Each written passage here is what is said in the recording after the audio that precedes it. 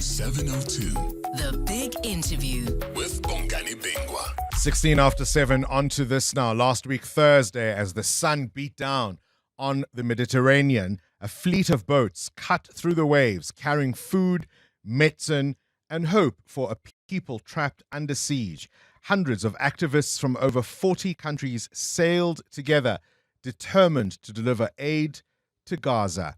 And then the mission turned into a nightmare.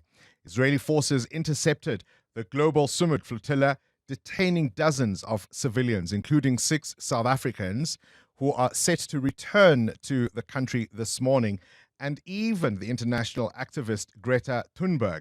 Among them were Mandla Mandela, grandson of Nelson, and social activist Basheerah Soomar. She wasn't just a participant, she was a member of the Global Organising Committee and was aboard the Observer boat, a vessel tasked with documenting the mission and ensuring that it adhered to international law. But we've also got on the line somebody who's been on a previous mission and was detained similarly by the Israelis. This is Australian historian and activist Robert Martin. But I'll start with you, Basheerah Soomar. A very good morning to you both and welcome to 702 Breakfast. Thank you for your time. Good morning. Thank you for having me. Basheerah, just explain firstly your role on this Global Flotilla in terms of the organizing committee. What was the main mission here? Yes, so I mean, our main mission, if you want to put it in simple terms, was of course to break the siege. But there were many layers to that. First of all, we wanted to open up the humanitarian corridor. It's been months since any humanitarian aid has been allowed into the Gaza Strip, but that was our primary objective. The secondary objective was to open up a permanent humanitarian corridor through sea, through land, and ensure that that stays open. But ultimately, it's to break the siege, it's to end the occupation, it's to give Palestinians their self-determination back, and to finally liberate Palestine. You were an observer on that boat, monitoring the flotilla. What actually happened?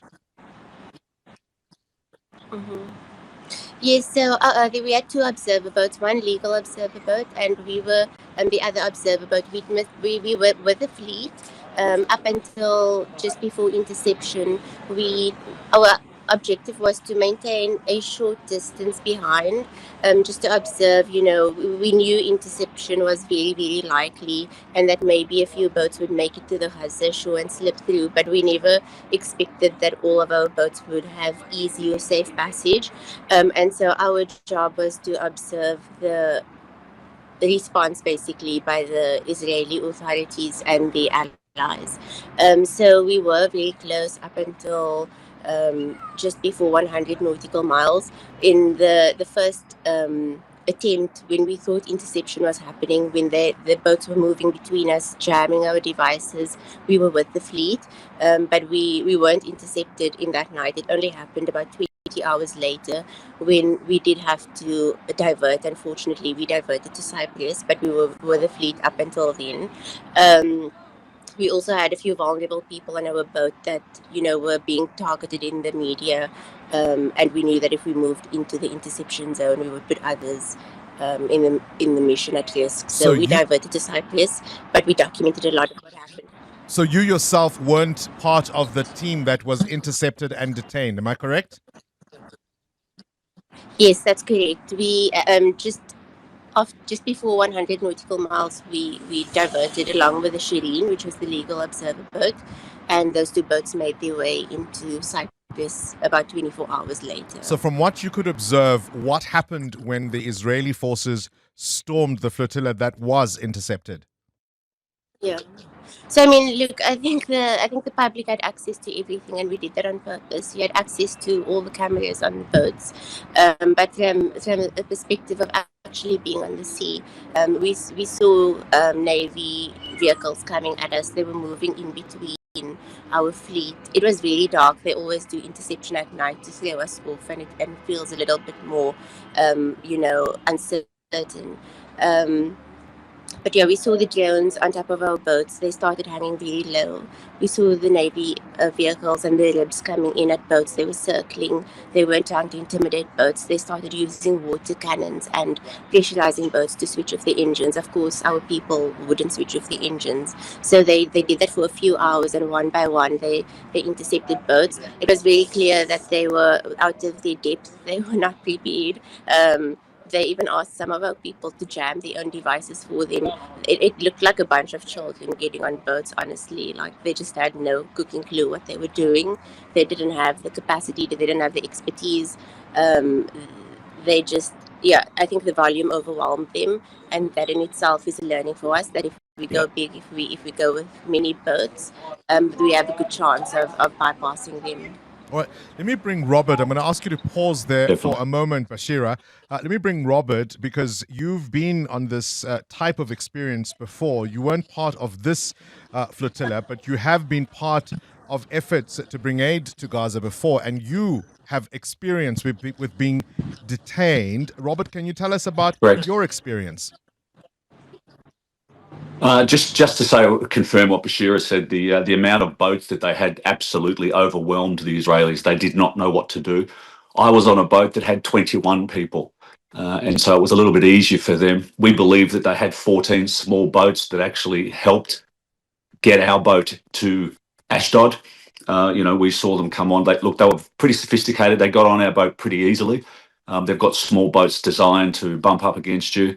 We would have had 30 of them get on our boat, which is really overdoing it. We are obviously activists delivering food and medication and teddy bears and the hope of the world towards the Palestinians of Gaza. And they try and shatter that by carrying M16s and revolvers and all of these sorts of things to try and intimidate us and then stand over us. I also believe that we were gassed to have a crew of 21 that had been at sea for a while to fall asleep for around 8 to 10 hours with machine guns pointed at them is unheard of. I was the only one that stayed awake, and it's because I take a certain type of medication for mental health and other reasons that actually can counteract those sorts of drugs. And what I watched and what I witnessed was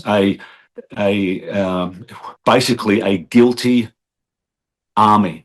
They looked like they were planting things. They were going in all sorts of areas. They were breaking up our aid. They break up your aid, they smash it, and then they say you don't have any. So all of these types of things they do. They took our boat. It took 11 hours for us to get to occupied Palestine in Ashdod, where they had commandeered our vehicle. And commandeering a boat in international waters is technically kidnapping. And so we were kidnapped, and then were human trafficked all the way into that particular area, where we then faced some very aggressive guards that were there basically to make our life hell, also to make our life never to go back. And that's the sort of thing that they're trying to do. And, they mistreated the Samud people quite badly. Robert, we don't know the extent of all of the abuse yet. It will come out, and it'll come out over the next few days. Robert, let me just find out. There's another ship that has literally, as we've spoken, sorry. Robert, just give me. Robert, just allow me to come in there.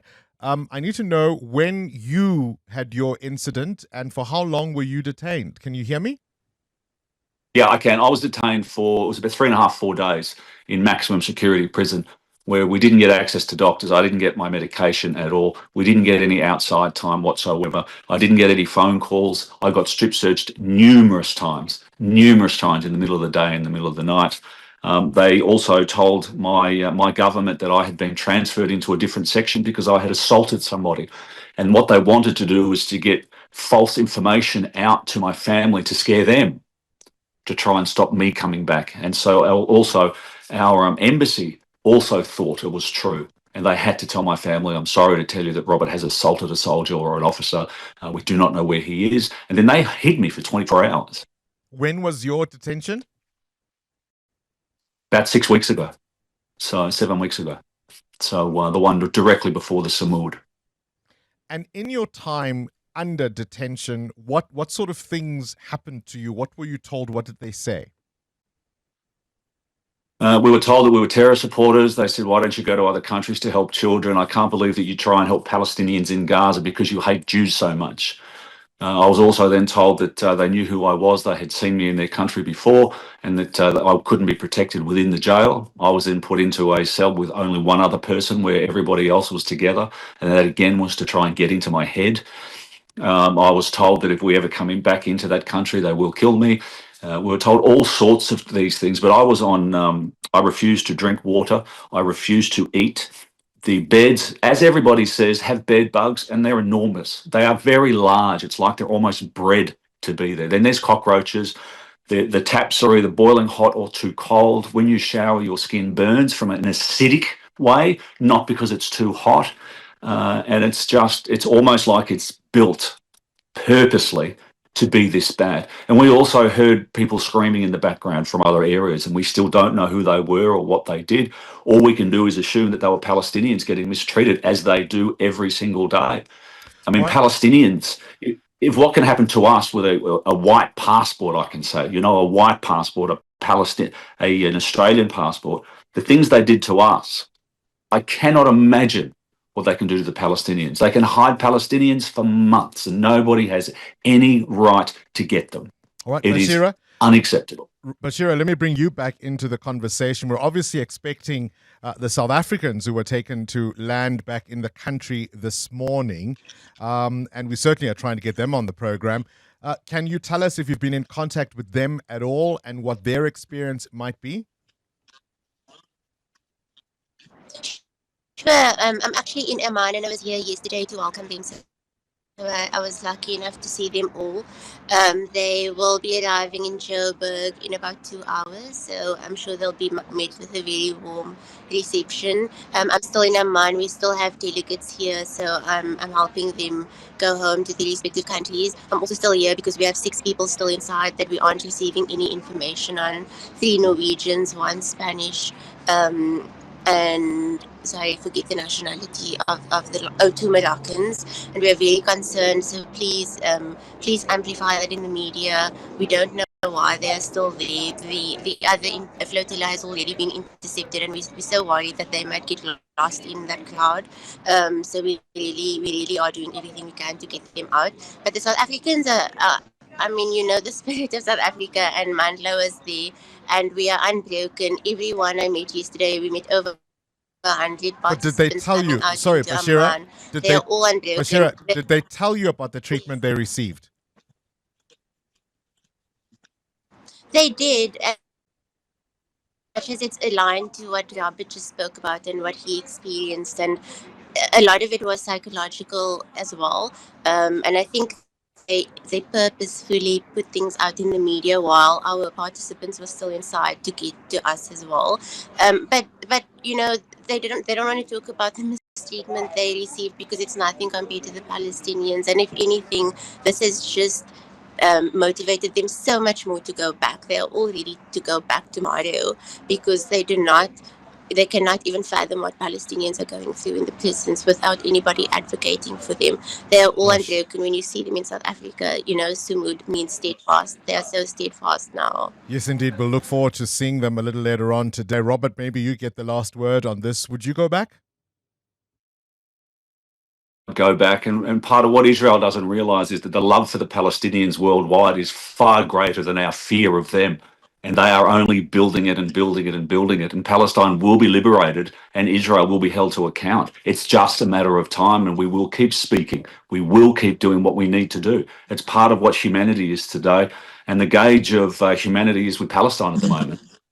All right, appreciate both of you. Basheerah Soomar, part of the Global Organising Committee of that Sumud Flotilla, and Robert Martin, an Australian activist who was arrested and detained by the Israeli forces 6 weeks ago.